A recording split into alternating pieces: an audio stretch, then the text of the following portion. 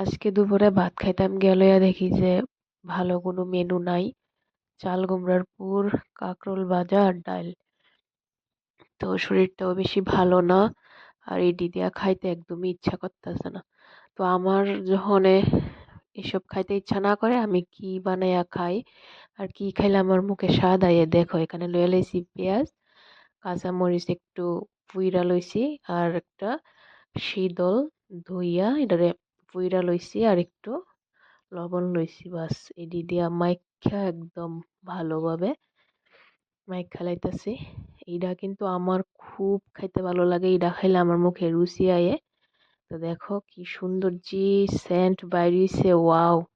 আমি আর বাকিগুলি দিয়ে আর ভাত মাখছি না, এইটা দিয়ে ওই সব ভাত মাইকে এইভাবে সব ভাত খাই লাইছি। একটু মুখে রুচি আসলো না, বাট এটা খাইছি পরে একদম রুচি আয়ে বসছে। এটা আমার খুবই ফেভারিট। কিছু না থাকলে আমি এটা বানাইয়া খাই লাই।